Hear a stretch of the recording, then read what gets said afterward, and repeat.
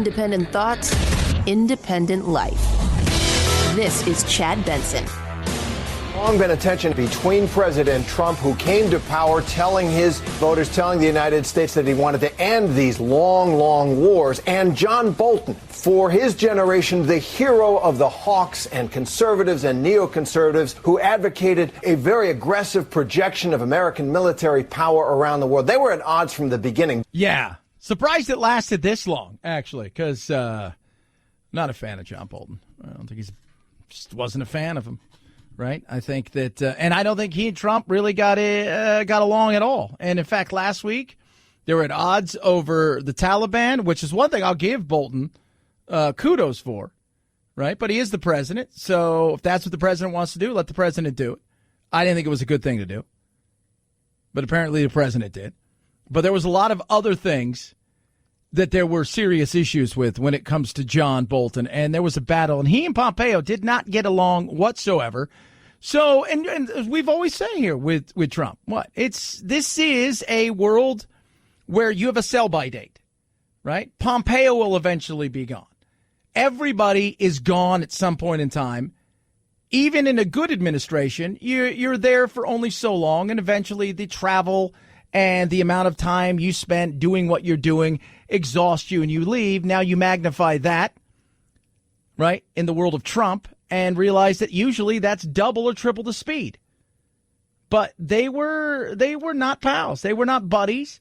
And, I didn't, I'm surprised again that he lasted this long. John Bolton already responding on Twitter to the president's statement there. President Trump saying he asked for John Bolton's resignation. Bolton has just tweeted, "I offered to resign last night." And President Trump said, quote, "Let's talk about it tomorrow." So the usual drama in the Trump administration. But this is a major shakeup. No question about it. We'll see. He says he's going to name somebody next week. He's probably already had somebody in mind because that's what you do. But it's exactly what this White House is, right? It's quick and it's fast. They go from one area to another, from another area to another, from you over here. We're going to get this. How about this? This person's great. He should do this. She should do that. There we go. It is quick. Again, you're on borrowed time. The minute you get there, it's tick, tick, tick, tick, tick, tick, tick, tick, tick, tick, tick, tick, tick. I continue to think at some point in time that, he's come out and said it on several occasions. Pence and I are going to run again. It's going to be Pence. Don't worry about that. I'm like, you're on borrowed time, kids. I'm just telling you, my sense is you never know with Trump. You never know. So out he heads, on to something new. Who will it be? I don't know. What I do know is if Trump wants to win again, he's got to look at what? The economy to be his friend. That is one thing that is going to sway independents, even people in his own party, and people that are not fans of Trump, but on the left side of the aisle, very uncomfortable, especially an older generation of Democrats who look and think, I don't want a lot of what they're shoveling over there in the uber progressive side of the Democratic Party. But that thing called the economy will be his best friend or his worst enemy. 60% of Americans fear a recession in the coming year. That's bad news for President Trump. But even worse, 43% believe that the president's policies will increase the chance of that recession. 34% believe they'll make no difference. And only 16% of Americans in our poll say that the president's policies would help head off a recession. Yeah, well, the China thing is big, right? And it's a WAPO poll that's out there. And it's so funny. We posted on the Facebook. And it's my Facebook, by the way. It's the Chad Benson Show. And there are people telling me that I need to get off my own Facebook because I'm a liberal lunatic. And it just makes me laugh. You're an anti-Trumper. And I'm just like, look, don't shoot the messenger, right? They ask people, well, it's the Washington Post. I get that, right? You guys go to Breitbart and you look for your affirmation, not your information. It's one of what is a ton of polls. There's going to be 1,000 polls this month alone, followed by another. By the time we get to the end of this road, November of next year, how many polls will we have gone through? How many other things will have happened? How many things will have shaken up? And what are the 2 or 3 things that we do not see coming that are going to be like, whoa, Did not see that happening. I was unaware of that. Was a shocking thing. Look at that. So there's a lot of stuff, right? There is a lot of stuff that's going to happen between now and next November. We don't know what those are going to be. But yes, the economy's big, and how he handles the economy and whether he's seen as a detriment to the economy or a helper. The issue with the issue has always been with, I'm not a fan of tariffs. I'm not. He uses them as weapons. Not a fan of that. When it comes to China, that's where I deviate from my thought process in other ways. And the reason for that is because it's more than just fair for fair, like for like, as far as tariffs go when it comes to China. Because China has done so much to steal intellectual property, to steal national security, to do so many different things. There is where I've had an issue that is different than what I normally think. So, yeah, his erratic behavior at times can be, it can be unsettling. And what do we talk about on the Chad Benson Show? We talk about the fact that when you look at the markets, what do the markets want? They want stability. That's it. That's what the markets want. They want stability. You give them stability, they smile, it makes them happy. That's what they want. Simple and easy as that. Simple and easy as that. They don't care who's in charge, right? They don't care what side of the aisle you're on. They care about none of those things. They just want some stability. Because that way they can see what's coming. They can see that it's clear sailing from here. We can decide which way we sail. But when you've got turbulence, when you've got just a sea that's, no, they don't like that. They don't. And with Trump, sometimes you get that. You're such an anti-Trumper. Shut up. 323-538-2423 at Chad Benson Show is your Twitter. You could tweet at us. Oh, Cupertino. Today, United States of America. It's the iPhone 25,000. When Apple CEO Tim Cook appears on stage today, it'll be more of an evolution than a revolution. The rumors indicate no major changes to the iPhone lineup. In Gadget's Dana Woolman says more like minor tweaks to what will probably be called the iPhone 11. This is one of those years where we're expecting more subtle differences. For instance, we're expecting to see upgrades to the camera technology. Plus, probably faster processor speeds and some other upgrades. The 3 iPhone 11 models are expected to look very similar, if not identical, to last year's models. Yeah, and prices range from like $750 to like $1,200. I think they're called the iPhone 11, the iPhone 11 Pro, and the iPhone 11 Pro Max. There's 3 cameras on the back of the phone and 1 camera on the front. And so they're offering, and the processing's faster. They do this, right, every single September because what they're supposed to hit stores soon because they realize they've built a massive brand, and in doing so, they're going to be able to roll this thing out. Their hope is what? Christmas, right? Christmas time. The funny thing is, when I was reading the specs of this, and I've talked to a couple tech people, as we were going across some of this thing, they said the funny thing is they're trying to catch up to Galaxy 10 in their camera. And that's why they give you 3 cameras on the front. But they're trying to catch up to the Galaxy. And I can't myself, right? Maybe you can. I cannot justify a $1,200 phone. I know it's a computer. It's not a phone anymore. I get that. But for what I use it for, I couldn't, and it's so funny because the phone, and the reality is in this world of technology, the phone is an afterthought. Really. It is kind of an afterthought. You're buying this because of social media, the Instagramming, the tweeting, the being able to shoot video, all of those things, and that's what you're buying these things for now. You're not buying them strictly as it's a phone first, a communication device, then it does everything else. Now it's the exact opposite. It is now a video camera, social media app, a video editor, all of those things, and then it happens to also make phone calls.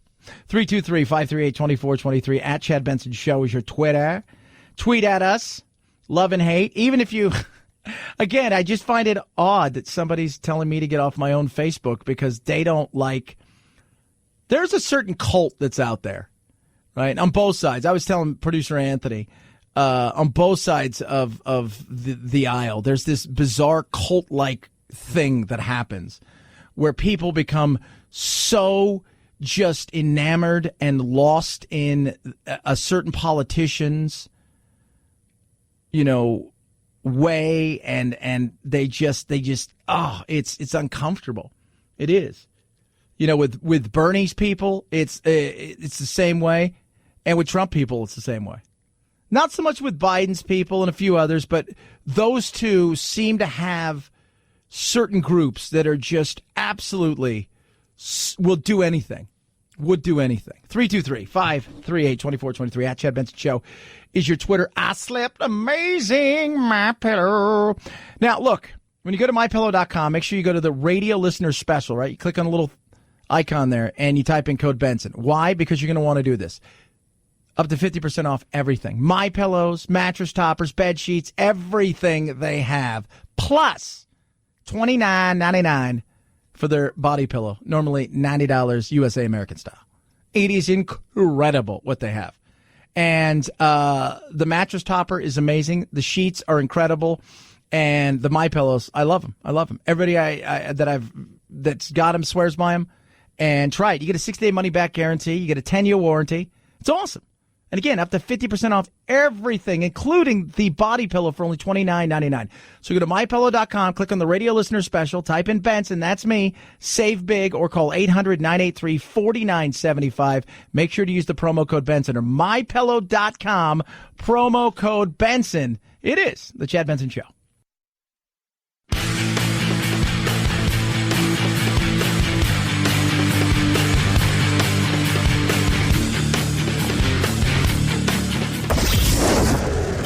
I, you, he, she, it.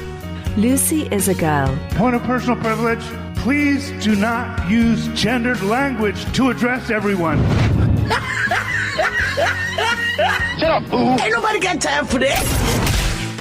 This is the Chad Benson Show. The attorneys general of 50 states and U.S. territories have launched an investigation into Google's dominance of the digital space. Texas AG Ken Paxton says that every minute of every day, there'll be 3.8 million searches.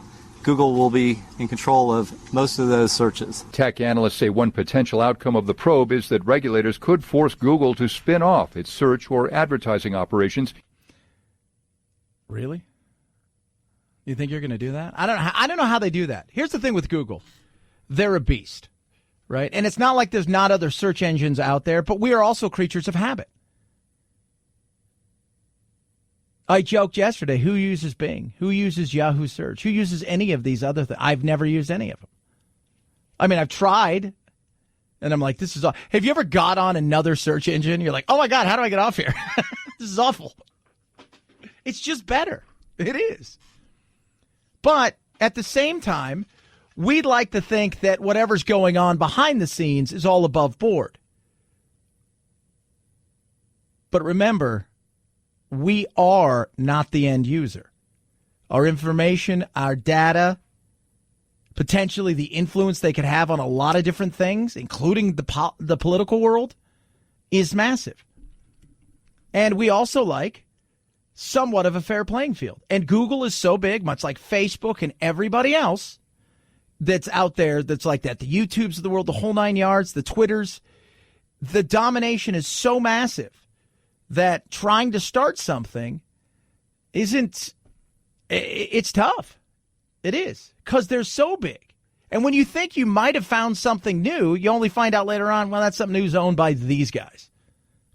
So we'll see what happens. But they face definitely more pressure than they've faced in the past. So it's going to be very interesting to see if this is one of those situations where something actually gets done and they try to break them up, or if this is just lip service. Amazon needs to fill more than 30,000 jobs by early next year, so it's holding career fairs across the country next week. The positions range from $15 an hour warehouse workers to software engineers who can earn more than $100,000 a year. All of the openings are for full-time positions with benefits. Job fairs will take place September 17th in Arlington, Virginia, Boston, Chicago, Dallas, Nashville, and Seattle. Yeah. And again, the software engineering, we talked ad nauseum. You go look at the best jobs that are out there, especially for higher income. Nurse practitioners was big. Nurses was huge. And pretty much every state was software engineer, coder, things like it's nuts. It is. It's totally crazy. And yet a majority of kids going to college right now are going there for what? I'm getting my degree in humanities. It's interpretive dance. It's feminist studies. And you're like, okay. That's the way I think we should do college. Based on you, as far as what we charge. There is a need for computer engineers, coders, things like that. So you know what we're going to do? Your college is virtually going to be free. You want to be a feminist, humanities studies with, a philosopher? Not a lot of jobs out there. It's going to cost you a lot of money. That's not fair. I'm just saying. 323-538-2423 at Chad Benson Show is your Twitter. How happy are you? We rank the happiest states and the most unhappy states.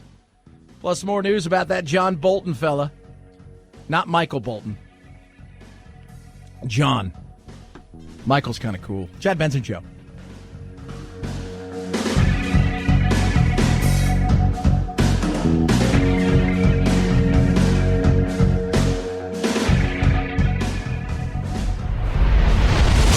The Chad Benson Show.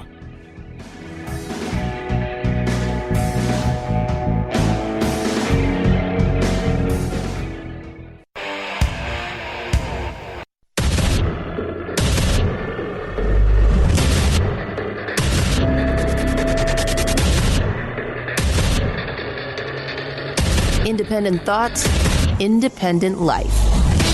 This is Chad Benson. I've got a lot of respect for John Bolton. He's got a certain point of view. Sometimes I agree with him, sometimes I don't. But it was the president's call, and he made it. There you go. Senator John Kennedy, Republican, Louisiana. Always makes us laugh. John Bolton out. Who's next? I don't know. Could be you. They may just draw a name out of the hat. You might get a phone call today. It's the president. You need to do your duty. What? Yeah, you're going to do your duty? Huh? What? Yeah, we need you to come here. John Bolton, we fired him. You know, the guy with the sweet hair and the porn stash. He's out.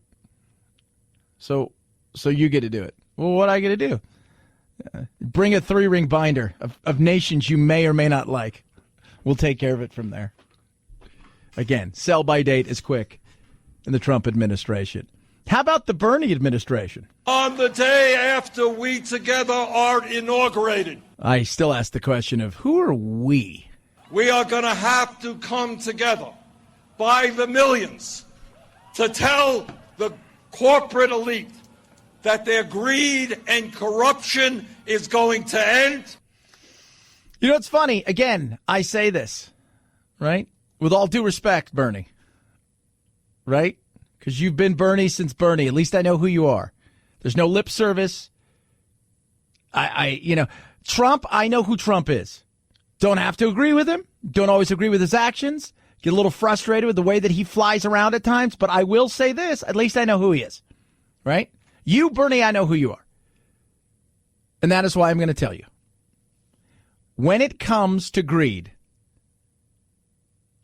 there is nothing more greedy than the government. They want your money. They want it. They want it. They want it. They want it. They want it. They want it. And they will come for you. They will come for your money. They want your money. I mean, my God. Think about this. We didn't have a chance to get to it yesterday, but I'm going to play some of it. And it just shows you. Again, we're going to tell them that no more money, no more of this, no more greed, no more of this. Yeah, they're the greediest. But listen to the Warren yesterday. It's time for a wealth tax in America. People are excited. So you want to tax money that's already been taxed because you think it's cool? Yep, 2 cents. You got it. So here's how it works. Your first $50 million free and clear. But your 50 millionth and first dollar, you got to pitch in 2 cents. And 2 cents for every dollar after that. 2 cents. 2 cents, 2 cents, 2 cents, 2 cents. So you want to tax money that's been taxed. And people are like, Chad, so what? It's the wealthy. No, because here's what happens. Wealthy are what? They're able to move. They're able to do certain things. So once they find out that you're not going to get, first of all, I don't even know if it's constitutional that you can tax money that's already been taxed. And we've seen, by the way, we go and we look, if you're any study of history, you go and look, have other countries tried this? Oh, they've tried this. How'd that work? It didn't work out for them. It didn't. But they want your money.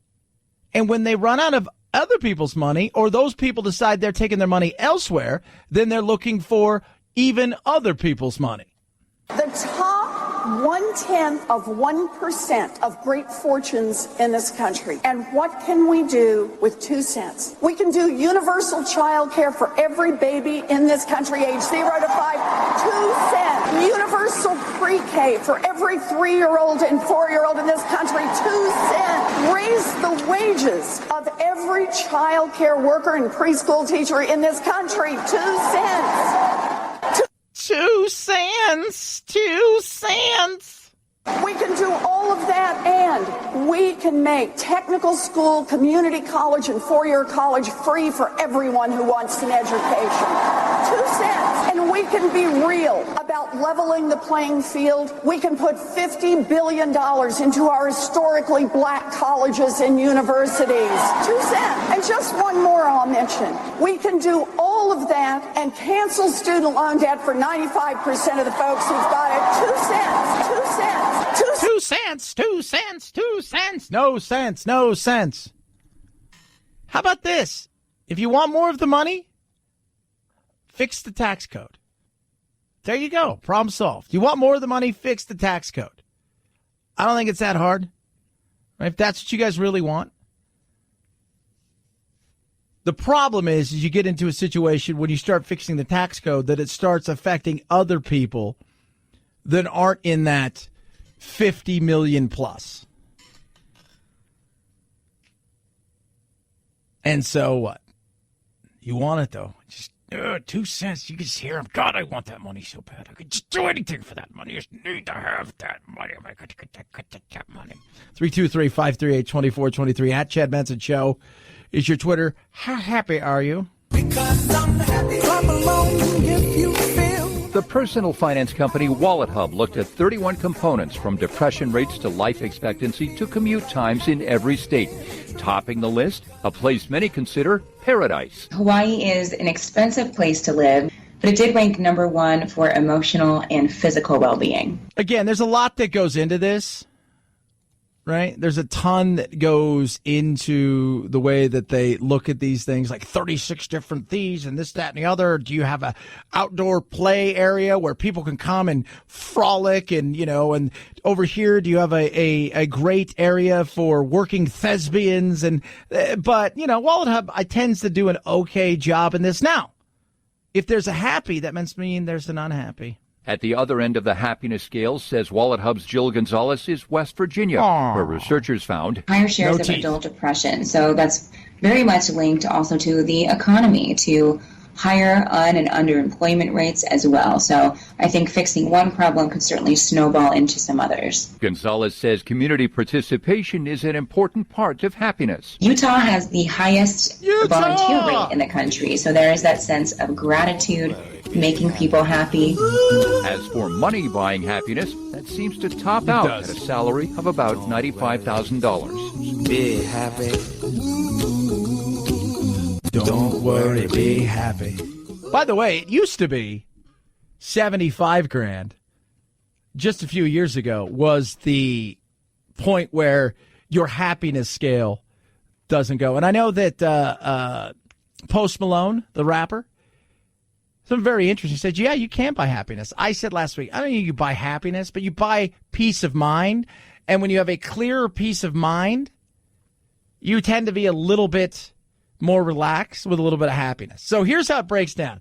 These are the top 10 happiest states in the United States of America. Number 10, Connecticut. 9 is Nebraska. 8 is Maryland. 7 is Massachusetts. 6 is Idaho. 5 is New Jersey. I don't even know how they got there. 4 is California. Again. I don't know. Again. Here's the thing. Very happy, also very stressed. 3 is Minnesota. 2 is Utah. Number 1 is Hawaii.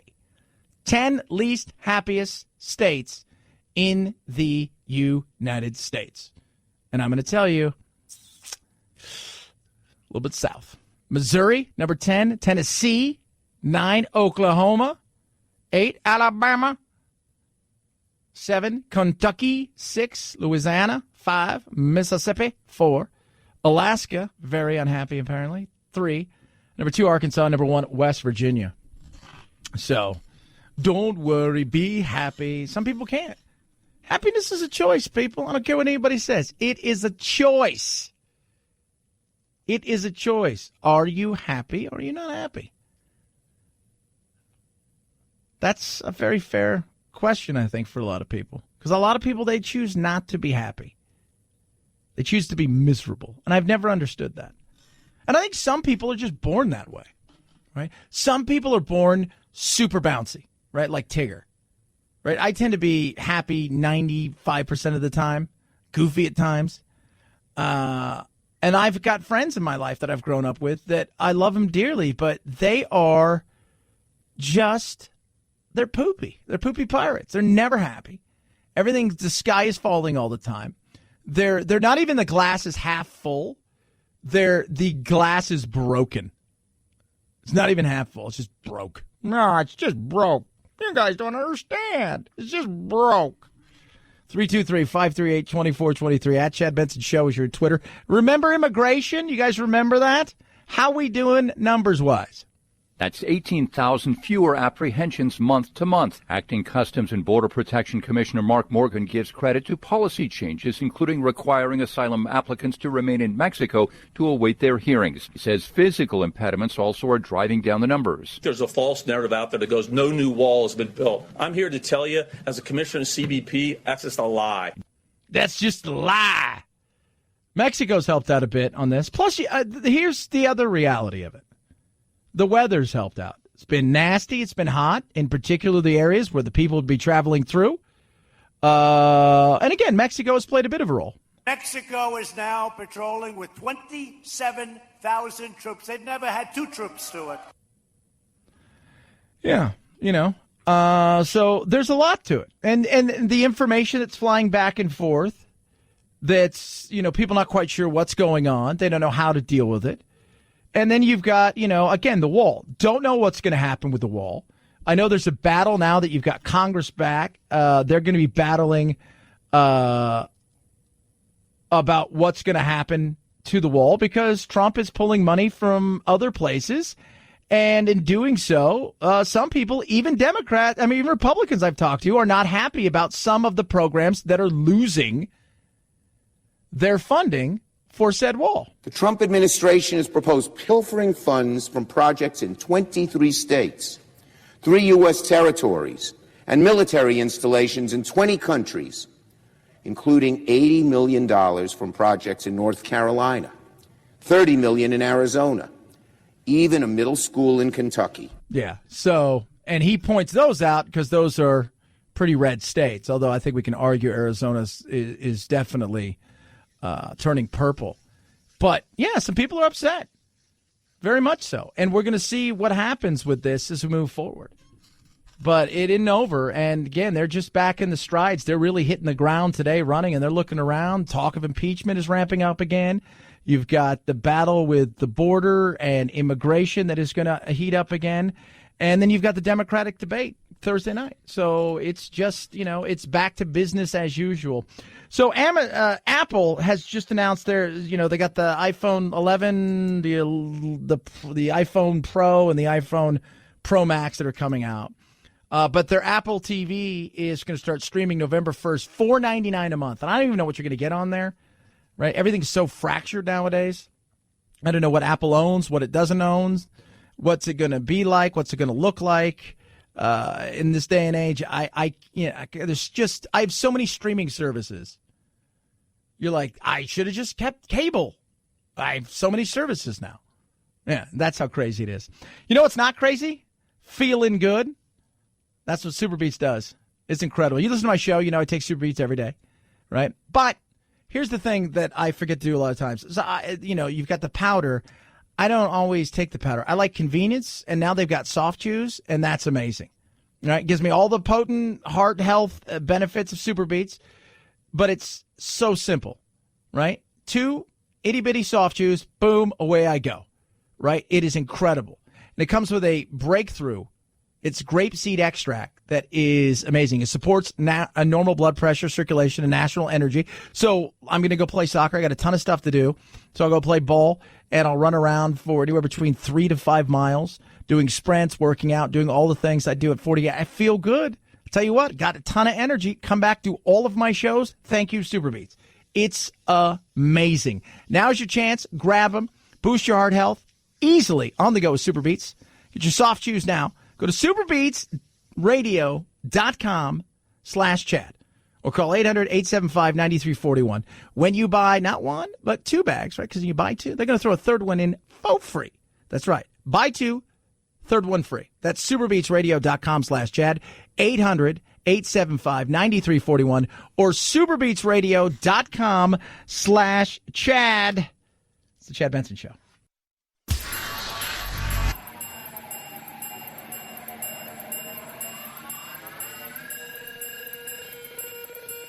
Set Chad straight.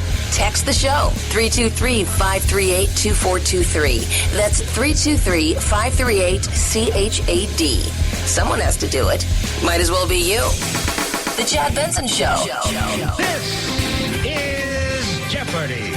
Episodes of a new season of Jeopardy have started running with host Alex Trebek, who underwent chemotherapy treatment for pancreatic cancer. At the start of Monday's show, Trebek said, Jeopardy begins its 36th season on the air, and I'm happy to report I'm still here. Our champion, Jason, thank you. Trebek says he is on the mend. The 79-year-old is known for his no-nonsense style. Yeah. So he's got pancreatic cancer, one of the worst, if not the worst cancer you can get, because usually by the time you find out you have it, it is too late. And yet there he is, and they have shown that for whatever reason, the treatment they put him on has worked out extremely well, and that's good news. I mean, again, this is another one of those things where you look at something like this, you're like, that is awesome, because that gives hope to a lot of people out there who are fighting nasty diseases, and, as messed up and as screwed up as our healthcare industry can be at times. And it can be. We are also making advancements that are massive. And I think sometimes we often forget things like that because we're too busy going, and what about, Keeping in the world of Hollywood, Billy Bush, who's getting another bite at the apple, if you will, as he should have been. He should never have been fired. Of course, he of the infamous grab him by the front tape, said that everybody at NBC, everybody that was anybody knew that tape was out there. They knew everything about what was out there. They knew it. And yet it wasn't until it was put out there that he paid the price for it. But that's the cancel culture we live in, right? It's ridiculous. In fact, people are being called to the carpet right now in particular, a lot of people who are, well, essentially, they're people that have been a huge part of cancel culture, right? They're journalists who've gone out and destroyed people. And now you have a group that is working, for Donald Trump, with Donald Trump, not at the behest of Donald Trump, but definitely on his behalf, that are going out there and they're searching and they're trying to find out anything that has anybody who's got a beef against Donald. What have you done in the past? Have you destroyed people with your cancel culture journalism? And now they're upset. New York Times put out a piece last week about it because you've got a few people that are in the Times that have been caught. Guess what? Anti-Semitic tweets, things like that. And people are coming out and saying, well, you can't do that to us because we're journalists. No. You created this mess. Now you don't want to live by it. I don't agree with cancel culture. I think it's ridiculous that we're looking for things that people did years ago and we hold on to some of those things in the just in case this person gets somewhere. And it's ridiculous. It really is. But you created the mess. 323-538-2423 at Chad Benson Show. There's your Twitter, kids. Chad Benson Show.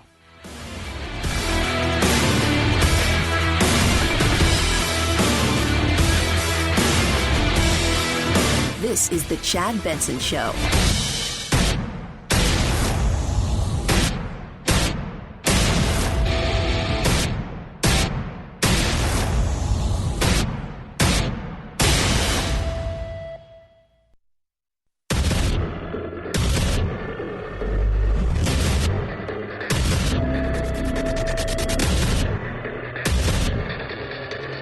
Independent in thoughts and punk rock in life. It's the Chad Benson Show.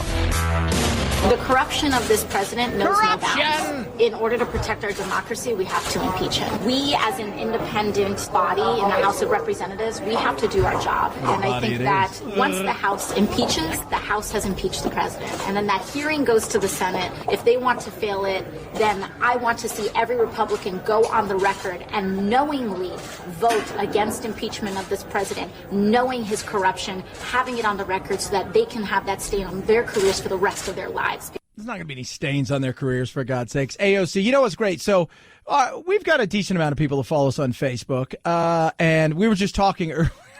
Because it's been quiet. We're at that point in the season, if you will, and we call it the season, where they're back now. They're talking about guns. They're talking about this, that, and the other. But AOC she rankles people in such a way, and she gets it, right? You may not like her. I get it. I think she is, she's a creation, by the way. For those of you not keeping score when it comes to her, she's a creation. I don't care what anybody says. Do I think she believes some of this stuff? I don't know if she is as hardcore as people think. I think she's playing a part. This is just me. Maybe I'm wrong. I think she's playing a part. I absolutely do. I think she's 110% playing a part, that the people that put her together, who ran a bunch of these candidates, who most of them lost and were soundly beaten, if not in primaries, then in the general election that they faced, they were thumped, right? Because most of that blue wave was just liberal Democrats, right? Like old-fashioned liberals who were pro-choice, union, just middle American kind of Democrats. I think she plays a part. And I think they found somebody, identified somebody, and she's become something, and she's leaning on in. Absolutely. This is outrageous. To protect the amount of lawlessness and corruption coming out of this presidency, this president will not last. Whether he's voted out next year or whether he serves another term, this president will not last. But those members in the Senate need to carry that legacy, and they need to go to bat for what they're doing. Okay, I get the president won't last. For those of you not keeping score, the president is not going to last. Right? Whether he is voted out or he's voted in for another term. Eventually, he's going to leave. And I understand what she's saying. She wants you, put your money where your mouth is, kids. Put your money where your mouth is. That's fine. Just like the whole Green New Deal, right? Like they wanted to have a vote on it because they wanted everybody to put their money where their mouth is. It makes me laugh. It does. And she's just living in a different world. But I just love the fact that within I don't know, an hour of posting that, we've got 2,000 of the most just awful things said about her. Just, it's so amazing. She's playing a part. And don't buy into her stuff, right? She's fun, and then we move on. We laugh a little bit, and then we move on. That's it, period, case closed. For those of you who haven't heard, Mr. Bolton is no longer with us, and I'm not talking about Michael Bolton, although that would be hilarious. Michael Bolton? No. John Bolton? Bye-bye. Well, John Bolton was in, now John Bolton is out and out. You put your John Bolton in and you shake it all about. It's White House hokey pokey and you turn yourself around. That's what it's all about. Yeah, he's out. I don't know. He said he quit, right? It's like, I quit. And then Trump said, no, you're fired. He said, I quit. No, you're fired. It's a quit, you're fired. Doesn't really matter. Either way, he's gone. Saw that Trump's been talking to H.R. McMaster's, which is no relation to H.R. Puffin stuff. And Mr. McMaster's, I don't know if they're saying, hey, would you be interested in this again? Because we've run, we had you before this guy. Right? We thought maybe you weren't good, and Flynn obviously was a mess. But then we had this guy, and we just didn't like this guy. And this guy was no. So we're just gonna and move on. Would you be interested in coming back? Because your seat's still warm. So we'll see what takes place. It's very interesting, though. The whole thing is very interesting because I post some stuff, people freak out. Oh, here's the reality of it. Trump can hire whoever the hell he wants to hire, right? Like that's his gig, right? You want somebody that you can talk to, that you feel you've got some sort of that this person's kind of got my back. We're working together for the better good. We've got some ideas. And I think from jump, they didn't have that. This has long been a tension between President Trump, who came to power telling his voters, telling the United States that he wanted to end these long, long wars, and John Bolton, for his generation, the hero of the hawks and conservatives and neoconservatives who advocated a very aggressive projection of American military power around the world. They were at odds from the beginning. Yeah. And I think here's the thing with Bolton. Trump wants out of this. Do I think he wants to be an isolationist? No. What I think he wants is several countries that are going to be our allies that we think we can always turn to, and that we'll just do our own thing. And I think a lot of other people look at this, especially on the left. They want a much more global society. And I think somewhere in the middle is the reality of it, because not all the globe likes us, and not all the globe likes the West. But he was definitely more hawkish. And they just, you know what? The other thing is he pushed back. And look, one thing I agreed with him had to do with the Taliban, right? I don't think the Taliban should have been here on 9/11. I think if we're going to sit down and meet with them, somebody said last night, we don't negotiate. No, we're trying to get the hell out of there. And I said yesterday what our negotiation would have been, which I think was much more a John Bolton negotiation than a Trump one, which was, look, we're going to get the hell out of here. You guys enjoy living in your third century or whatever it is you guys are living in right now. But if anything at all comes from here or can be traced back to here, we're going to turn you into glass, and there will be no warning. So just want to let you guys know that. Bye-bye. We need to get the hell out of these places. And I agree. I mean, we're spending tomorrow marks. I mean, just think about this. September 11th, 2001. 18 years later, we are still in Afghanistan. How many lives, how much money?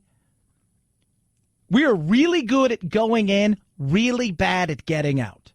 And sometimes, and I think in certain situations, there are people that don't ever want to leave because they see the potential of the money there.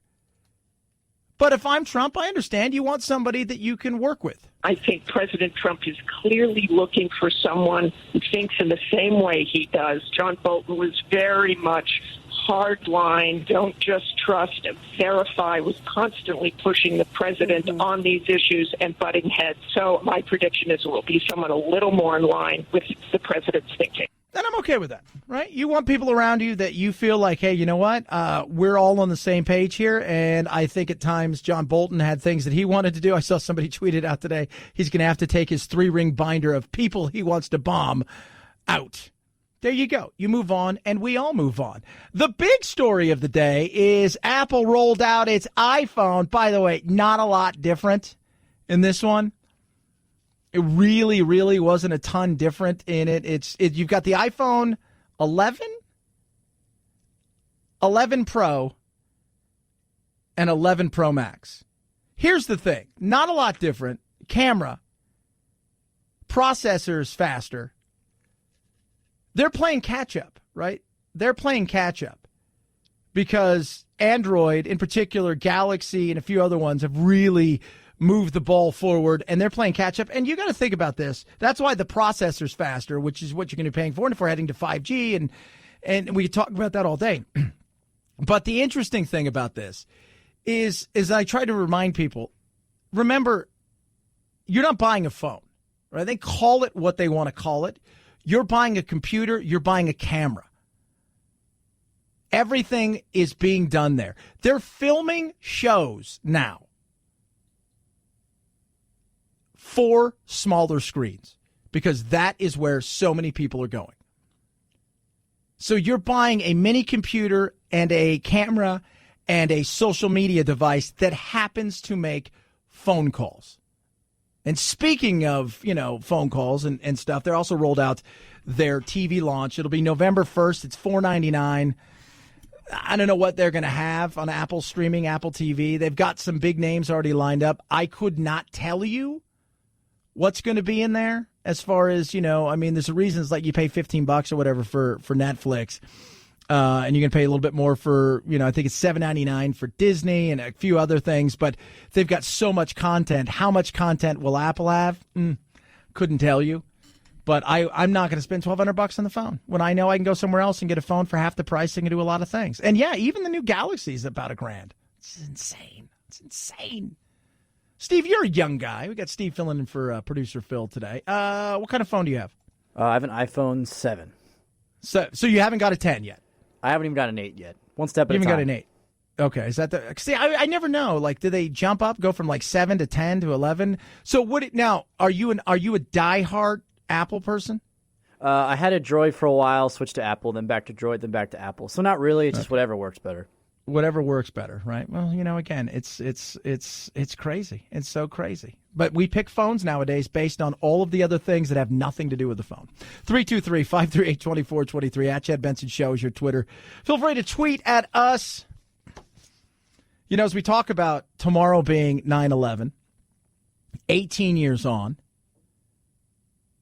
think about what has happened in these last 18 years. Where our men and women have gone and come home to, and the struggles they had. You know that on average, we lose 20 veterans a day to suicide. That's absolutely awful.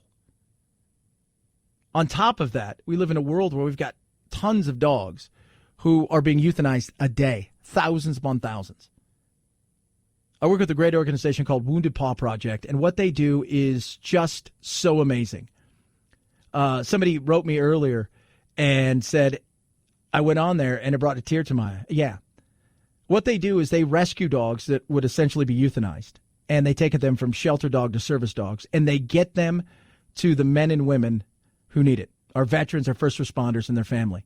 And what it does is it changes not one but two lives, the life of the person receiving it and the life of the animal, and it is the most amazing thing.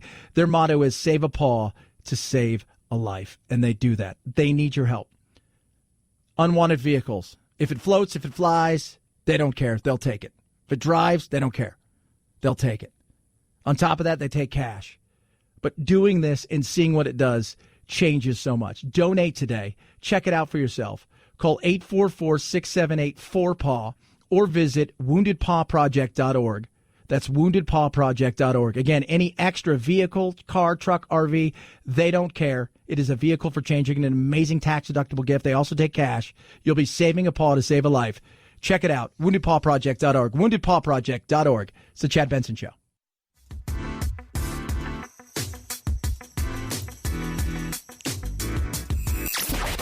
Wanna be, boys? Give me a bowl of chili with plenty of peppers. One Mexican heartburn. Why don't you mugs grow up?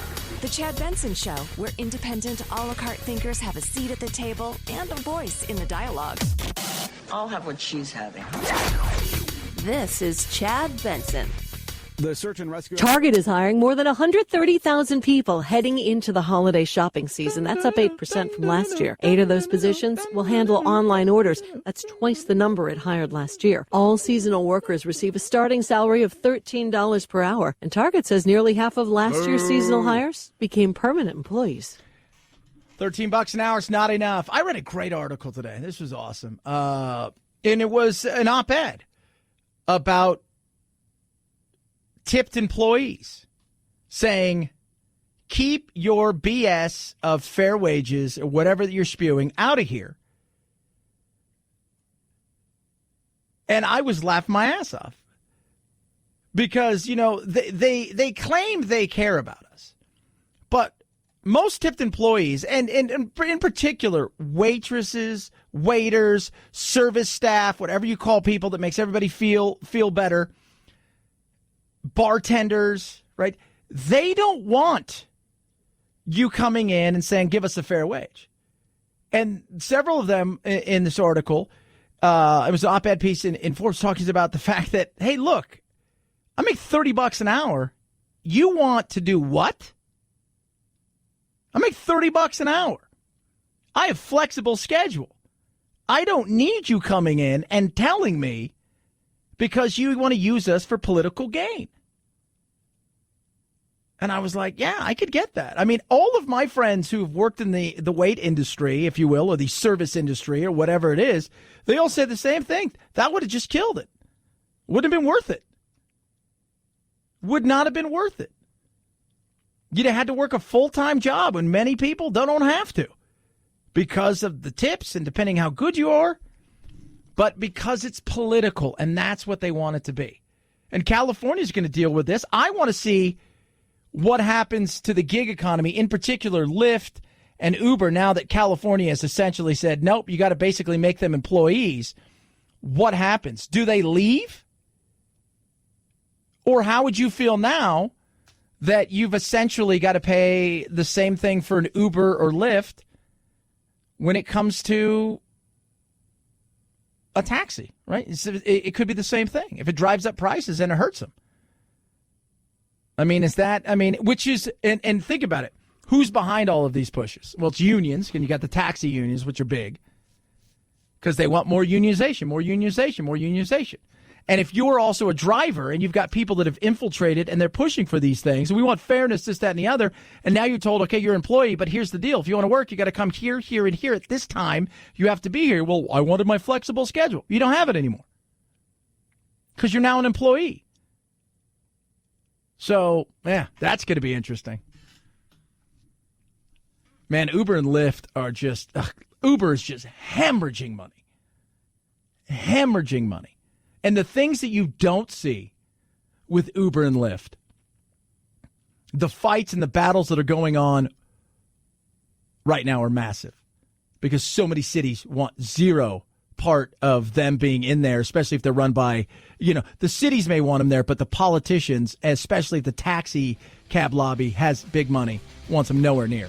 323-538-2423 at Chad Benson Show is your Twitter. Chad Benson Show.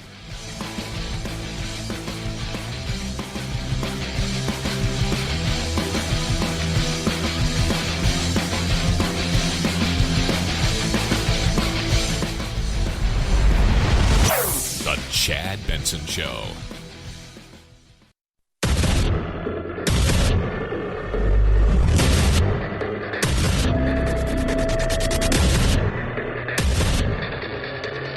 Independent in thoughts and punk rock in life. It's the Chad Benson Show.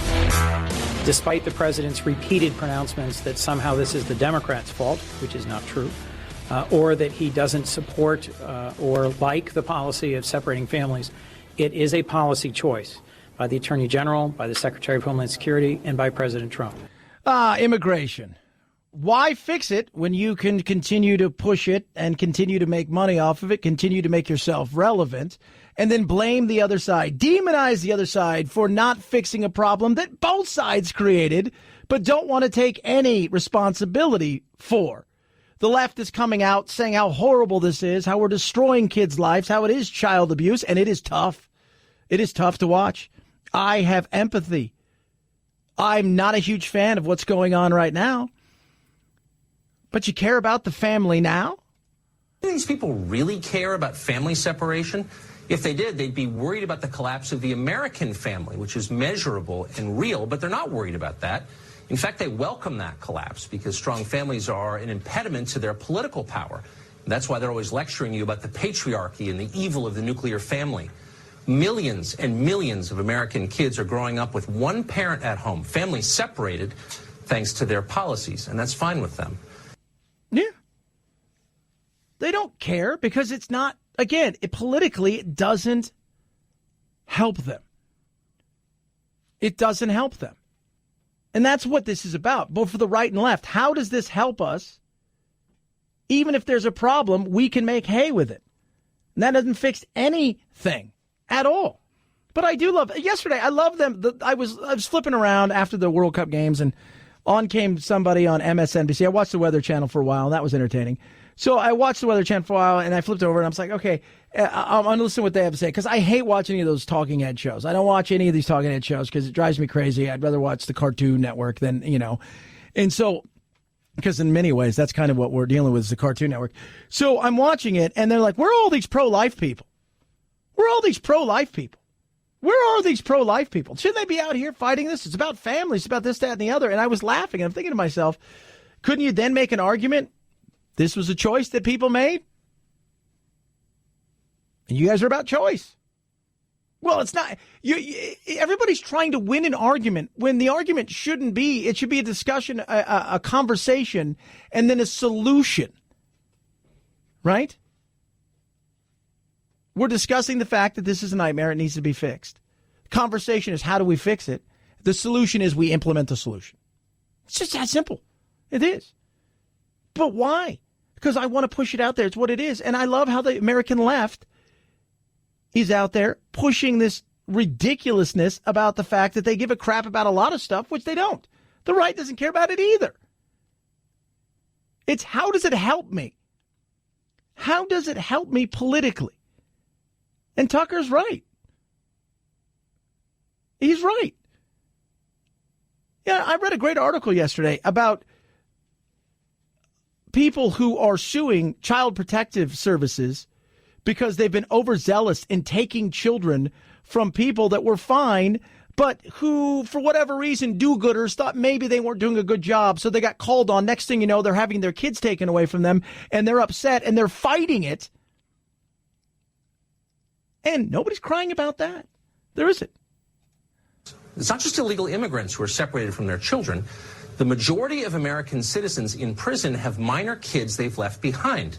Their families have been separated by force by our justice system because they committed a crime. So in that way, these kids are just like the kids you've been watching on television today. The difference, of course, is they're Americans. So nobody is spending $35,000 a year apiece to make sure they're okay. Democratic politicians and cable news anchors don't visit their foster homes to highlight their plight. They're ignored. Yeah. Now, I don't like making an argument with an argument, but there's some real, relevant numbers there. There is. The fact is, this is the narrative that sells at this moment that hurts the president the most, especially when the economy's good, so you've got to figure something out. The Republicans are going to get demonized. They're going to look like heartless SOBs, white nationalists. They're going to get painted that picture. But the reality is they've been painted that picture for a very long time, so you're not doing anything new. It sucks.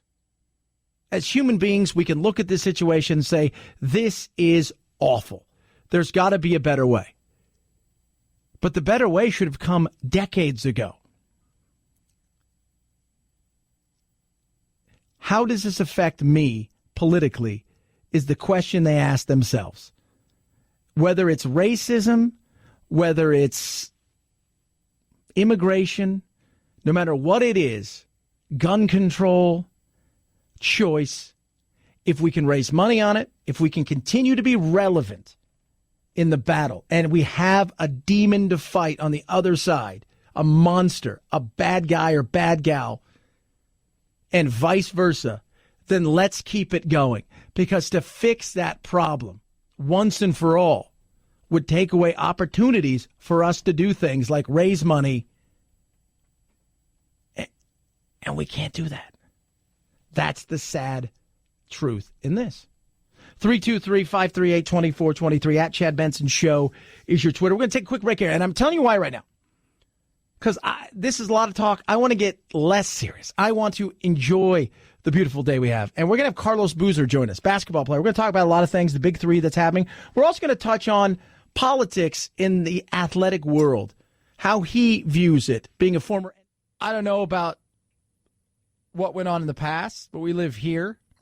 Don't know about that incident. I mean, if that's what we're going to do, are we just going to start going in and just removing kids all the time? Hey, you know what? This happened 3 years ago. We're ready to just take your kid away because we don't feel like maybe you're going to raise the kid and the way that it should be raised. And this is, to me, very disturbing. Right? And as a parent, I'd be beside myself. So you've taken my child away because you don't like the fact that I wanted to seek a second opinion, an alternative to what you guys want to do.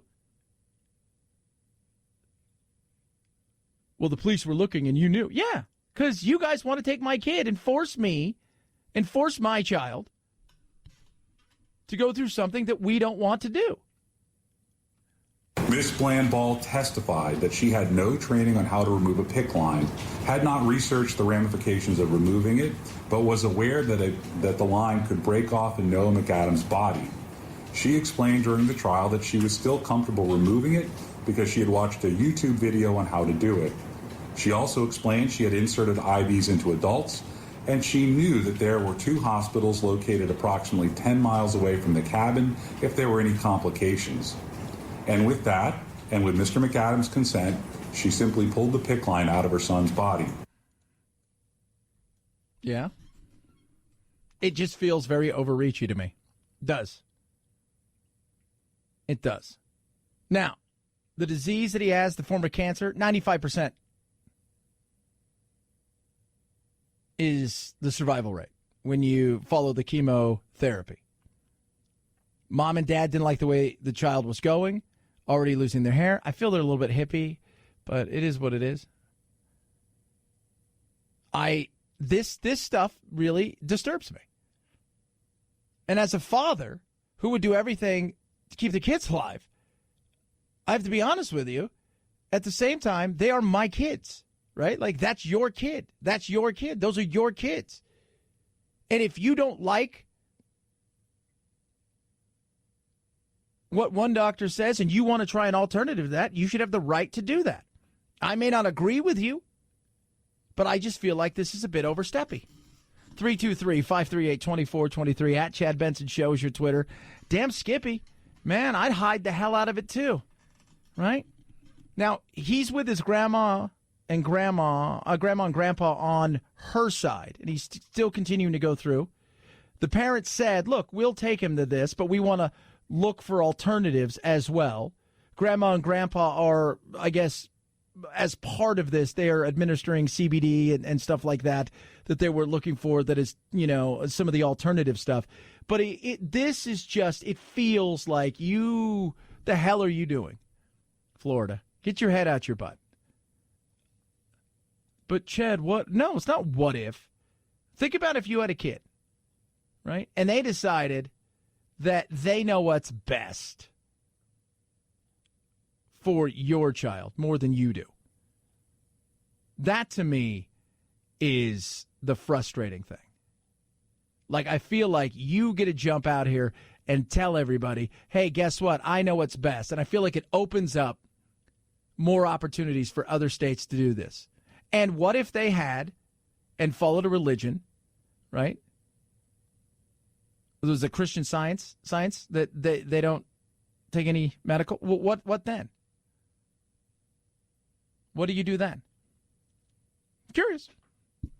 323-538-2423 at Chad Benson Show is your Twitter. You could tweet at us. Again, Bolton out. Bye-bye. He's gone. Get the heck out of here. Tonight, Trump is looking at what's going on in North Carolina, which is where he was yesterday. He was at a big rally. And this could be telling for the Republicans moving forward. Dan Bishop is running against Democrat Dan McCready. This is solid Trump country. This is a district that President Trump carried by 12 points in 2016, but this special election, really the first test going into 2020, shows this to be a dead heat between these two candidates. This is something that is extremely important to Republicans because a loss in such solid Trump country would look like a real troubling sign going into the 2020 election. Yeah, well, it wouldn't look good. So Trump was doing his rally last night, and, you know, the economy is going to be the thing that is going to be his biggest helper or hindrance. All of the noise is exactly that noise, right? Actions matter more than anything.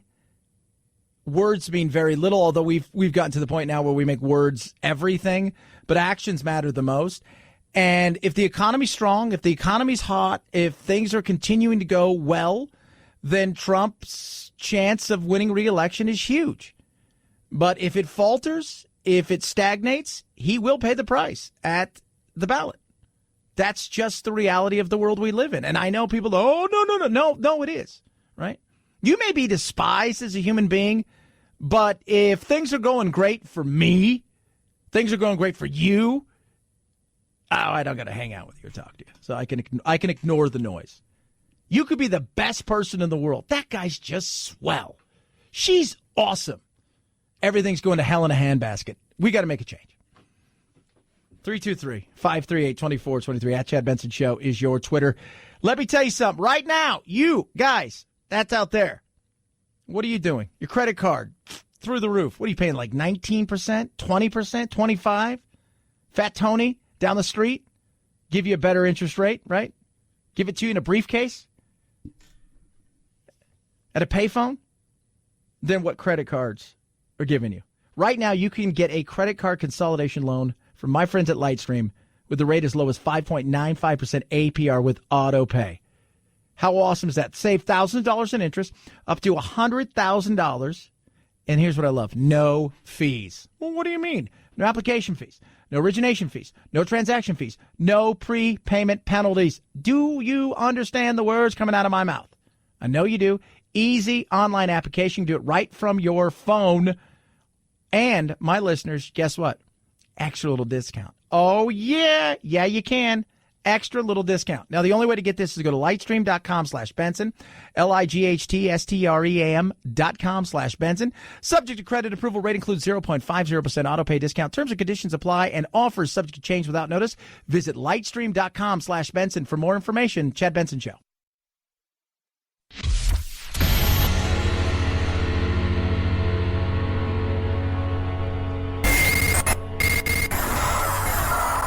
No fake outrage here, just the real thing. The Chad Benson Show. Dan Bishop is running against Democrat Dan McCready. This is solid Trump country. This is a district that President Trump carried by 12 points in 2016. But this special election, really the first test going into 2020, shows this to be a dead heat between these two candidates. This is something that is extremely important to Republicans because a loss in such solid Trump country would look like a real troubling sign going into the 2020 election. Yeah, so that would be even a close call, and that's probably what you're going to get tonight. It's too close to call as everything closes up in North Carolina, and they start getting out some of the results. But it's going to be very, very close. And, you know, Trump was out there last night trying to rally, and it's going to be tough. And then you got the 3rd congressional district, and that's Murphy versus Thomas, and it looks like Thomas is probably going to win this one. So that'll be a loss for Trump there. If he loses both of these, you know, it's You know, people could say, oh, you're being negative. Right? First of all, my job is to give you my opinion, right? And I'm going to give you my opinion, right? If you want other stuff, there is a specific network built for you, and not even a network anymore, like a 3 or 4 hour chunk that you can go enjoy. He's got issues right now. And look, here's the fairness. The media has not been fair at all. He's never once got a honeymoon. And if he solved cancer today, they would talk about how he put so many people out of work. That's it. That's the kind of thing that goes along with the way that they've covered him. But if you're honest, you're looking at this, you're saying this doesn't look good. If he loses both of these, you know, and do I think they're going to impeach? You know, somebody texts me and says, you talked about impeachment earlier and all that stuff with AOC. No, I mean, eventually Nancy may try something later on. She's going to need a lot more. And we're heading into a situation where, you know, they're in the middle of debates, stealing away the thunder, making him potentially look like, and she realizes this, right? And this is a younger generation that wants instant gratification. I don't like you. I want to change you. Instant gratification. Nancy's been through it. She gets it. She's like, no. We know what happens, right? We know what happens. We saw it with the Republicans. They went after Clinton. Clinton came out the other side.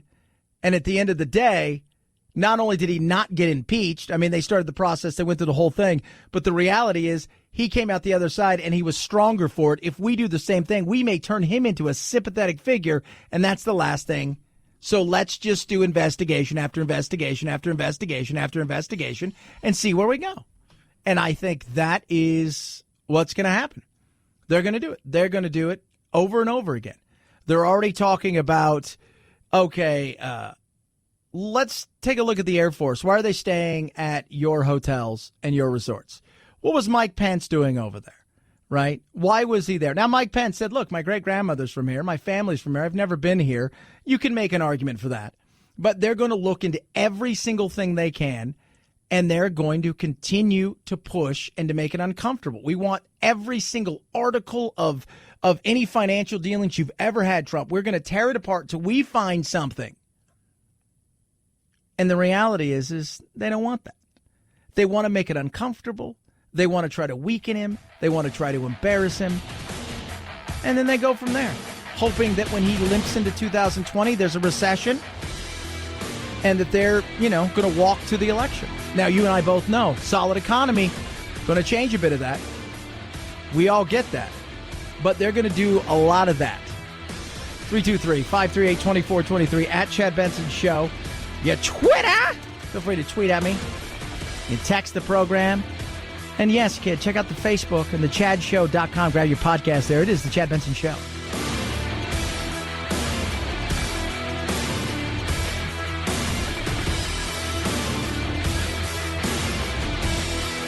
This is the Chad Benson Show.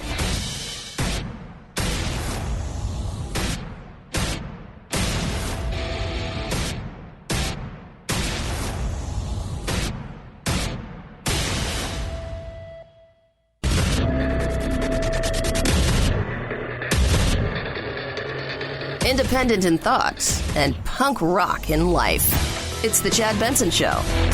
We are insisting on a vote on background checks because just if you have an extreme protection law and someone, let's say John Jones, has an order against him and there's no background check, John Jones can go to a gun show or online and buy the gun anyway. So you need background checks to make an extreme protection law, the so-called red flag law, work. Yeah, you know what? I kind of agree with some of what Schumer's saying. Now, the difference is they're looking for a lot of different things. What I would like to see when it comes to guns, private seller, online, few other things, and in particular, gun show, same thing. It's not hard to go get a background check. That's it. You don't need to know the gun I bought, right? How many I have. But if I buy from a private dealer, they can say, or just the neighbor, hey, I sold him this. He passed this. I'm this. We're good. Thank you very much. Don't have to tell him what I sold him, how many I sold him, just that I had passed the back. Just like if I go today to get a gun, they're going to ask me, right, when I have my guns in California, what do I have to do? Go through a background check. Take a test, go through a background check. Was it a big deal? No, it wasn't. Right? Outside of that, and with technology, I think we could do it. Is it going to get done? No, it's not going to get done anytime soon. Why is that? Well, it's pretty simple. They all like playing grab ass. It's better for them to raise money off this and to fight the fight than to actually work, because somebody would end up getting credit, and we know how that goes. Once you get credit, away it goes, blah, blah, blah, blah, blah, and then, oh, my God, they're better than me, and you don't need me. We do, in fact, await word from the White House about what the president is willing to sign. That's important to a lot of my members. It also, at the risk of repeating the history lesson, is the only way we will get a law. Which is absolutely true. Look, Mitch McConnell, Moscow Mitch. Oh, Chad. I understand what he's saying, right? Like, let's be 100% honest. When it comes to Trump, he himself is a bit of a loose cannon. What am I going to send to you that you will sign? Because we don't have enough votes here to override a veto. So if we do something, you're going to sign it. What is it that you are going to sign or you're not going to sign? That is a fair question. And I think, in truth, I think he's worried that if I send something to you, you may not sign it anyways. You may say you're going to sign it, but you may not sign it. I'm just with Trump. And then you've gone and voted on something, and you look like an idiot, and it's election time, and people remember.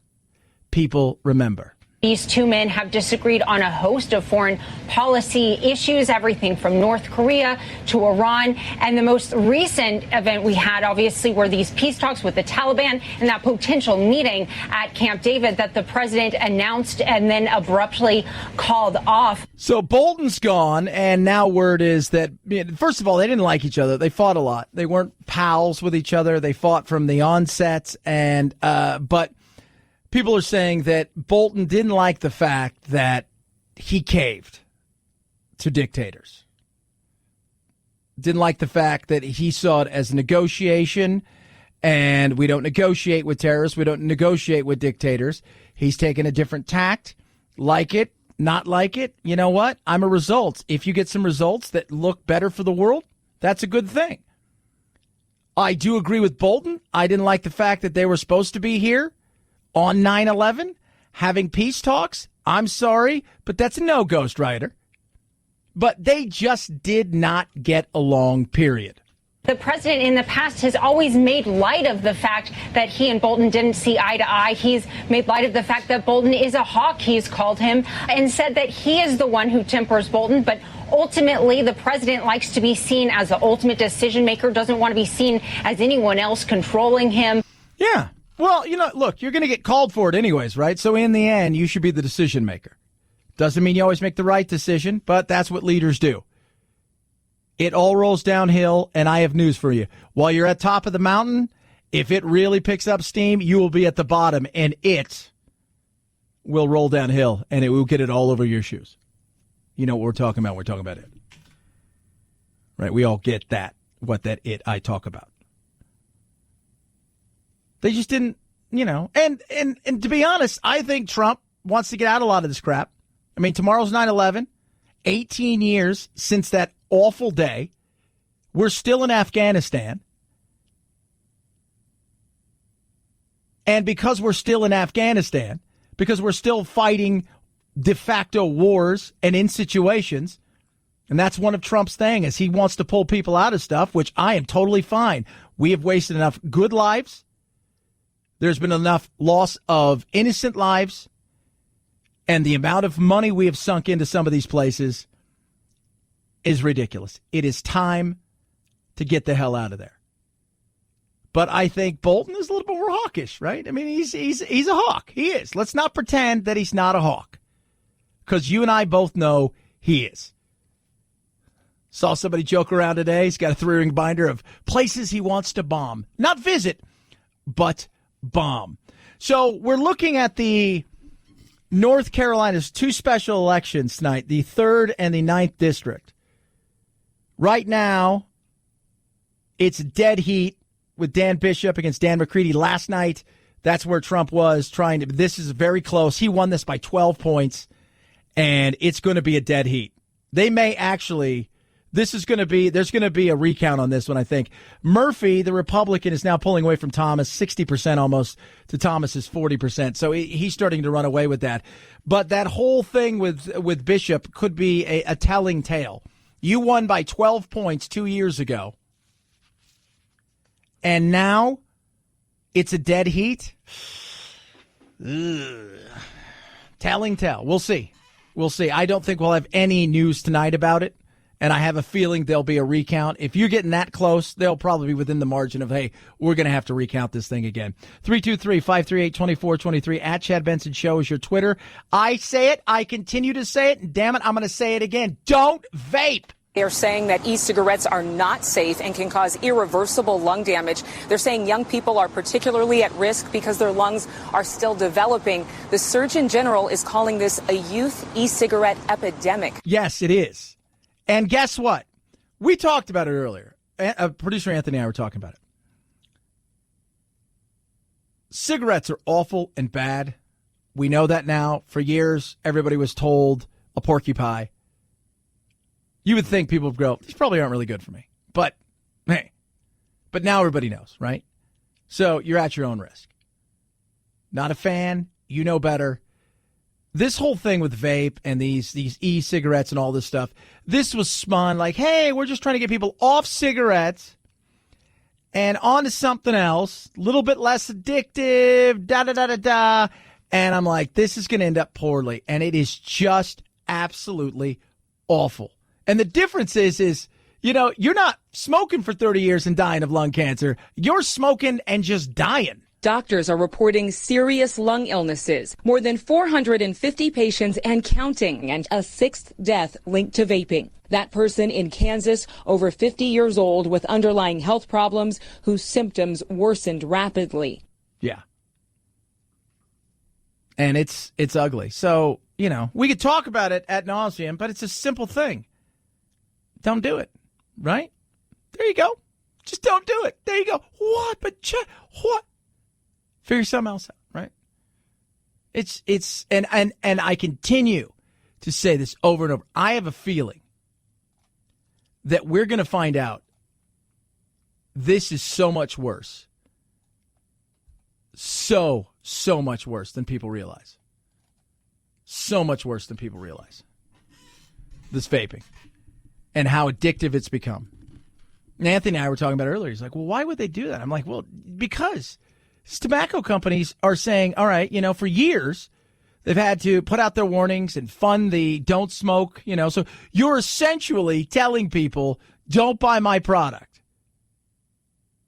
But you want to continue to have a youth movement because you have to replace your customers. That's what they're doing. They're trying to replace their customers. Ugly as it is, that's the reality of it.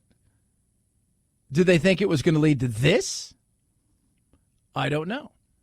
But look, as much as Joe Camel, right, was aimed towards kids, this right here has been aimed towards nothing but hipsters and kids who all walk around thinking, well, it's not a cigarette. No, it's worse. It's worse. 323-538-2423. At Chad Benson Show is your Twitter. You can tweet at us. Text the program. Check us out on the Instagram as well. Earbuds. You have any earbuds? Well, yeah, I do, but, you know, it's like, get rid of them. Get rid of them. Well, I paid a lot of money. Well, that's on you. I'm thinking about getting some. Well, get these. Raycons. E50s. Amazing. They start at half the price of any other premium wireless earbuds in the market. They sound amazing because they're built for sound. So many earbuds out there, and take it from a guy who is an audiophile. I listen to audio all the time. I know headphones. I know that this is what I do. I will tell you this right now. a lot of those things, like almost all of them, aren't built for sound. They're a throw-in, or they manufacture them really for the phone, not for what's coming out of the phone. That's what the E50s do. These Raycons are amazing. Ray J's put it together.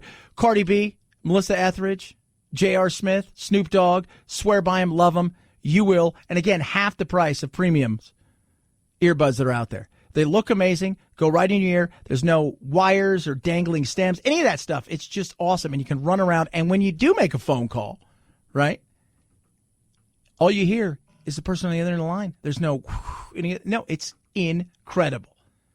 Get yours now. And here's the great thing. 15% saving.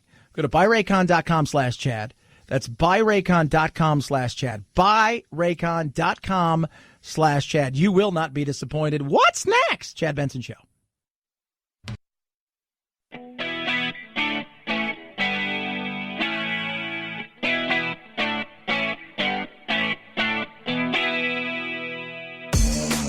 A bird in the hand is worth 140 on Twitter, so tweet your beak off at Chad Benson Show Twitter. And if instant gratification is your thing, hit Chad up on Instagram at Chad Benson. Your bird will thank you. 5, 4, 3, 2, 1, ignition, liftoff.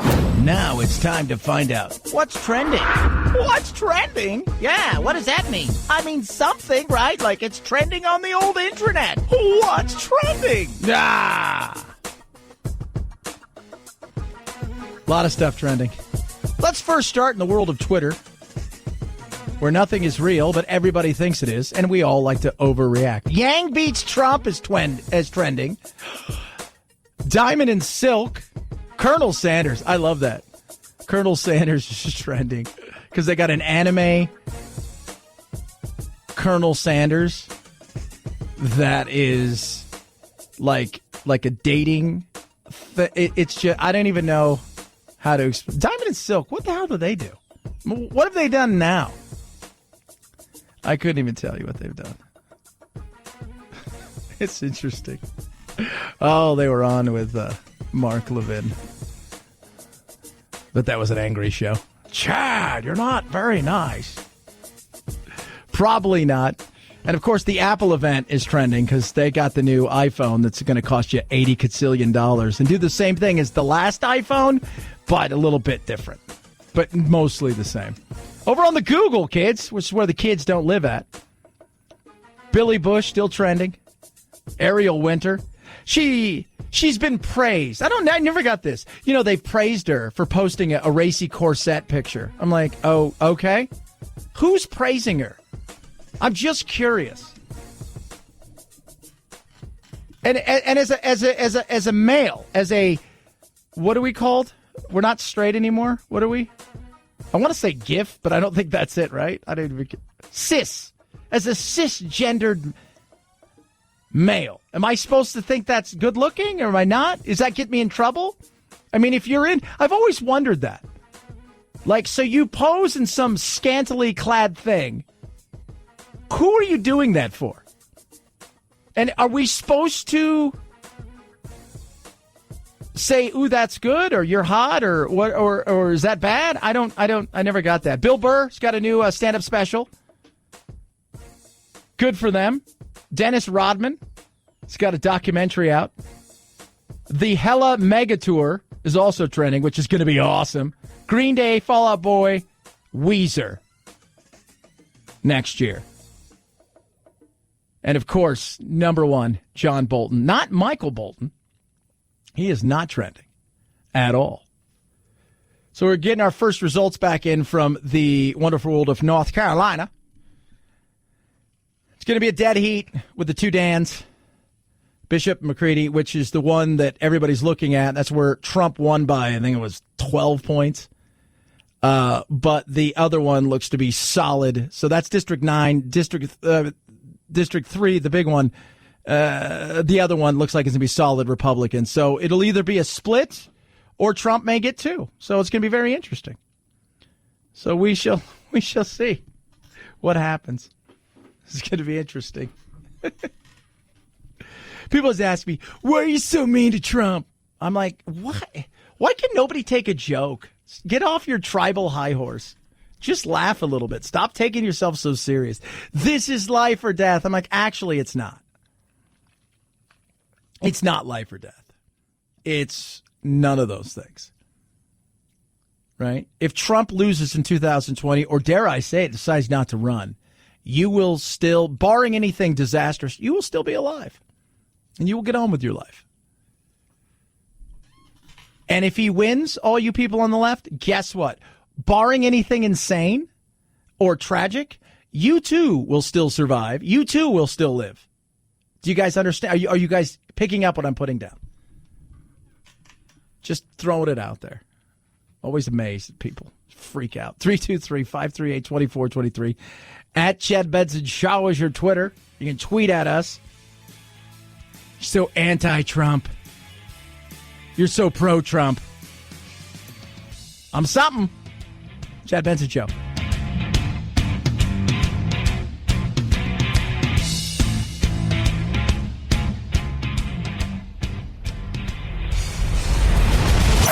The Chad Benson Show.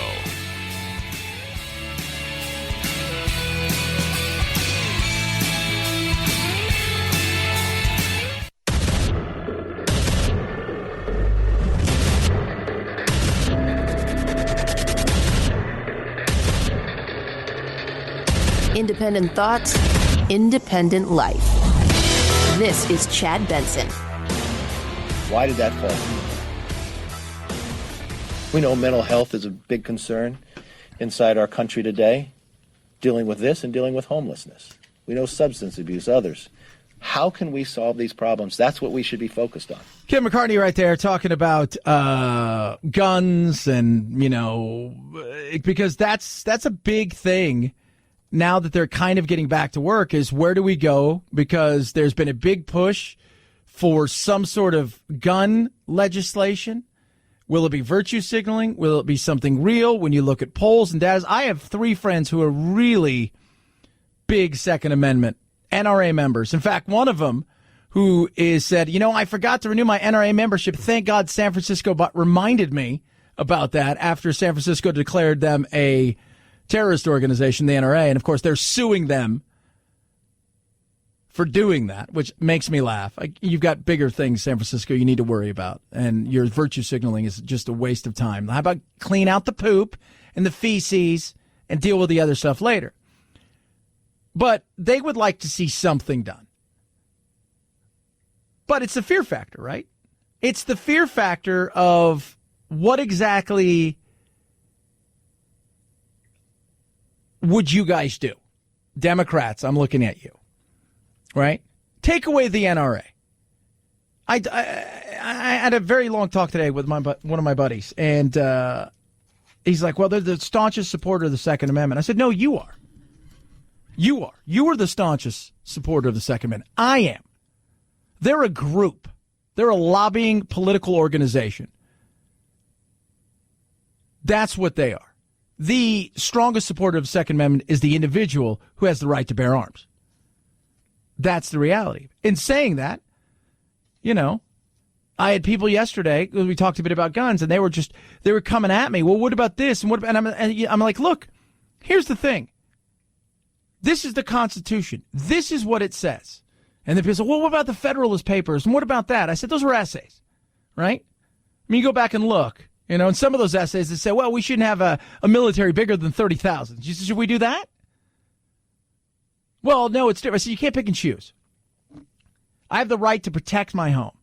In saying that, I do think through technology, there are things that we can do that can cut out some of this stuff, maybe raise some real red flags in situations.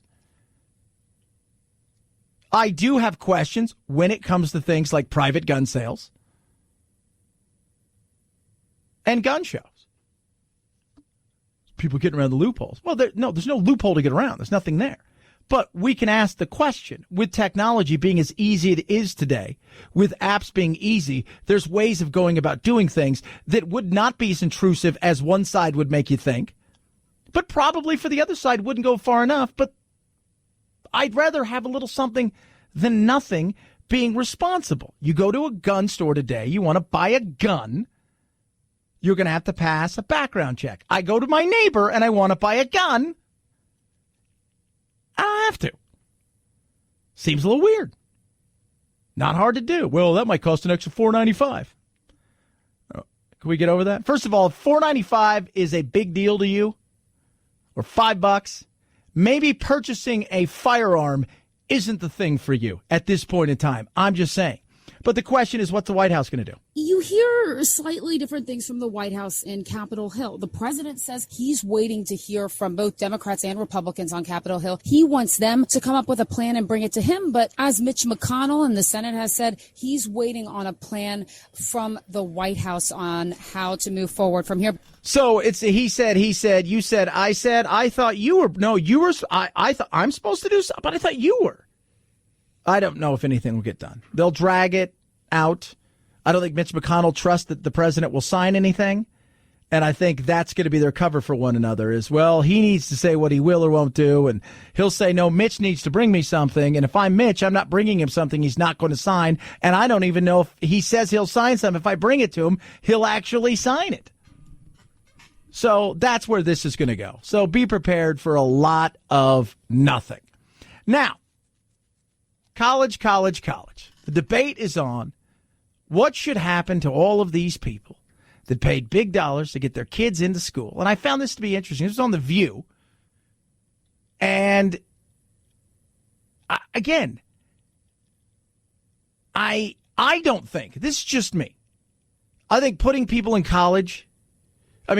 jail over this is stupid. There's other things that we could do, in particular with their money and their influence, that would go a lot further than trying to make an example out of something that is not going to change anybody in the future for trying to get a one-over on people.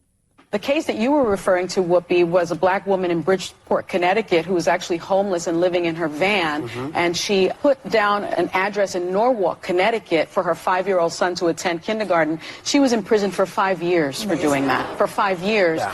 Felicity Huffman, the prosecutors are recommending 1 month. And she's saying that that is too much time. That is not too much time, I think, because she's arguing really that this is a victimless crime. And it isn't, because another kid didn't get into that school. Now, first of all, that woman in Bridgeport, Connecticut should never have ever gone to jail over something that stupid. But we can debate the unions and this, that, and the other. It should just never have happened. Ever. Right? They take something, blow it, but it should never have happened. I think we can all agree. All of us can agree on that. That's stupid to think that. That's stupid. People say, well, so-and-so didn't get into school here because this isn't a victimless crime. No, it is a victimless crime. Somebody did not get into school.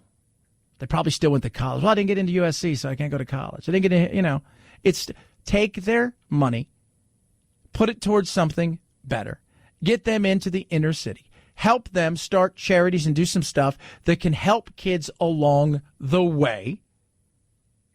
That's what I think. Other people disagree. She changed the life of someone else that was more deserving of the spot. And I think that's the problem. And the other problem, and judges know that, and this judge has to send a message to the community that this is not right. She had wealth, privilege, and platform. She's she didn't rich, use it appropriately. she's entitled, and she tried to game the system. Yeah. Them's the facts. Yeah. And this whole rap that the husband's giving about how hard it was to be a mother or something. Yeah, that's what welcome he said. to the club, okay?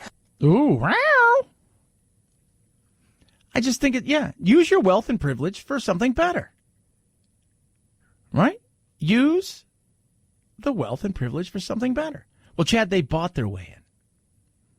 That's what happens. Namesake, buying your way. I mean, now we're hearing what? That USC was doing what? Because they're not. They pretend like they're blameless. And part of the reason they're pissed is because college coaches were getting paid on the side for something they were already trying to do. Right? SC allegedly was singling out applicants whose parents were wealthy for future donations. They are the poster children for what everyone hates about white privilege, and she deserves to go to jail. For a long period of time, for over a month. Yeah, for over a month. Just gaggling geese. No, they don't. They don't. What she did was stupid. They should have kicked her kids out of school. We all move on with our lives. There's better ways of going about doing this. How about you, again, use their wealth, their platform, and the privilege that they have to help other kids along the way and help them learn a lesson. That's a much better thing to do. It is. It's absolutely a much better thing rather than saying, well, here we go. This is what we're going to do. And away we go. That's a bunch of baloney. We're going to show you guys you were part of who we were, but then you got caught. And now we're like, don't you do that. Come on. People are still trying. I can guarantee you this right now. Kids are still trying today. Parents are still doing everything they can today to circumvent the system that's out there. It's not changing. You think somebody's sitting around right now going, oh, wow, they got caught, so I'm not going to pull any strings. Oh, wow, they got caught, so I'm not going to do this. Oh, wow, they got caught, so the jig is up on all of us. No, they're not. They're just going, we got to be careful. That's it. And what we're doing is, and they'll justify, what we're doing is not wrong. Because in their mind, they don't feel it's wrong. They've given their kid every advantage. That's what they're thinking. The sad thing is they're really not doing it for their kids. They're doing it for themselves. But I'm just saying, it's kind of where they're going with that. And I still think that at this day and age, the cost of college anyway is such a giant ripoff. What you get. I heard somebody say that, you're paying for the experience. Well, hold on a second. I'm not paying for the education. I'm paying for the experience, because if that's just it, I could send my kids away for a few weeks, every 3 or 4 months to enjoy a camp somewhere to get the kind of experience that's out there. I'm just saying. Seems a little asinine to me. We move on. What can I do for my son as a punishment? Nia Williams is a mother of 4. When she found out her middle son, Amarian Johnson, a 10th grader in San Joaquin County, was suspended from school for 5 days, she tried a different method to teach her son a valuable lesson. But instead of normal things like taking away a video game, an iPad, or a cell phone, Nia wanted something more. My yard is already done, so I said, you know what, we're going to go outside of our house and start helping other people. Yeah, I love that. Again, a lesson to be learned, which is amazing. How do we make this a learning experience, right? A coachable moment. What can we use that you have that maybe others don't have so we can learn from this? Nia put up a Facebook post offering her son's free lawn mowing services to the disabled, elderly, or people in need. And to her surprise, dozens of people offered to help. Not the lazy. I just thought it was such an awesome thing what she was doing. If we could help her teach her son, what she wanted to do in this whole process. So Amarian hit the ground running, one lawn at a time. I really appreciate this from her. I didn't really know what to say. I love you anyway. Yeah, I like that. I love it. Again, teachable moment. Mom, that's great there. Participating in the child's life. Absolutely fantastic. Literally lawn mowing down things. And those things were obstacles. And the valuable lesson being taught is that kid's mowing the lawn on his own because he in trouble. While Amarian says he's actually enjoying the extra labor. After doing like 1 or 2, I start easing into it, start liking doing it. His mother is hoping this lesson in hard work keeps her son out of trouble while teaching him the value of giving back. But at the end of the day, I still felt great about teaching the lesson to my son. I feel like I took away from the community, so I guess it felt good giving back to them. I love that. Again, lesson learned. Something was learned there. Putting people in jail for something completely asinine and stupid that they used their privilege to try to work around a system. Nobody died. Somebody's life was... No, they weren't. Remember, at college is a college. Well, we're going to allow in a finite number. You can allow in more than that. And let me ask you a question. Felicity Huffman and her husband, also damn good actor, right? William Macy. They get their kids in there. They say They don't cheat. They don't do any of the stuff. They don't do, they got okay. I mean, their grades were decent anyways, but they weren't getting in without a little help. They say, you know what? It's good to have famous kids come here, right? Maybe we can ask mom and dad for a little something. That's okay? It's a game. It's a game, kids. Just realize it. Figure out, okay, these are the rules that you're playing with. All right, you may change some of those rules, so I got to figure out how to navigate those things. 323-538-2423 at Chad Benson Show is your Twitter. Speaking of navigation, you can be running around doing what I do. I tend to work out. I'm getting ready to go do it right now. You know what I use? Because I like to listen to music and stuff. I got my Raycons, E50 earbuds. Boom, away I go. Ray J, awesome. Co-founded the company, entrepreneur, music guy. He gets it. These things are made to be listened to, these wireless earbuds. Because a lot of stuff that you get is made for phone calls. It's not. They got dangling wires in those stems. Those things drive me crazy. Raycons are half the price of other earbuds, and they are amazing. Snoop Dogg swear by them. Cardi B, Melissa Etheridge, Brandy. Yeah, just name a few. And total different styles you can get. And they clip right on in. You can barely see them. And you can it's amazing. And when you do make phone calls, it's incredible. You hear everything. There's no outside noise. So what are you waiting for?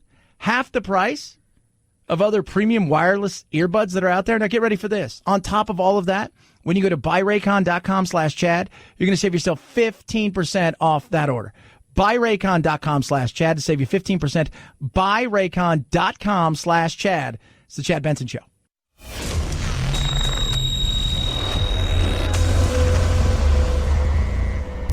Deep states? No. Deep doo-doo? Yeah. The Chad Benson Show. Whoop, whoop, whoop, whoop. I don't know. I don't know how I feel about this. Well, I find it creepy. I do. But there's a new trend out there. Morticians are removing tattooed skin of their dead loved ones to preserve as artwork. I'm going to say it again. I want you guys to understand it. It's a father and son team in Ohio. Save My Ink forever, right? You can go to savemyink.tattoo. And what they do is they remove your loved ones. Let's say somebody's got a huge back piece. Something happens to them. They remove it. Then they frame it. I'm going to say it again. Get the eeriness of it all. Feels very Ed Gein. If you guys don't know who that is, look him up. So first they say, here's what they do. So let's just say you want, your dad passes away. He's got a tattoo that you've always loved. You want a reminder of him. Pictures just aren't enough. You say, I'd like to do this. First thing they do is they cut out surgically cut out that portion of the body at a funeral home within 72 hours. Now, this can be done before or after embalming. Then they remove the ink flesh, right? And they treat it with, they say, the same dignity and respect with any funeral preparations. Then from there, the parchment of tattoo skin is framed as a wall piece for the family to mount on said wall. They said they do draw the line at facial and genital tattoos, and they will only frame the final product as a wall piece. So there you go. Just throwing it out there. It's the world we live in. People are doing it, kids. People are doing it. And I'm all tatted up. I'm thinking to myself, my kids want it. It feels, pictures aren't enough? No, apparently not anymore. It's close. North Carolina, dead heat still. McCready and Bishop.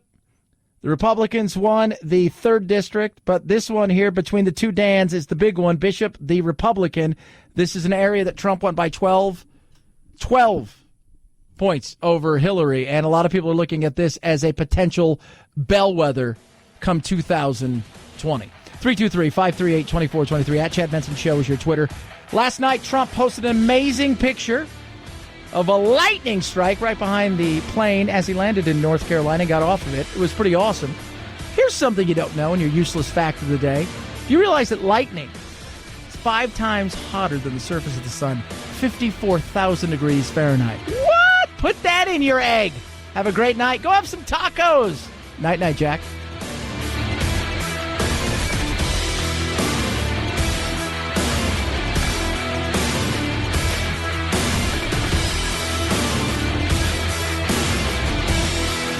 This is the Chad Benson Show.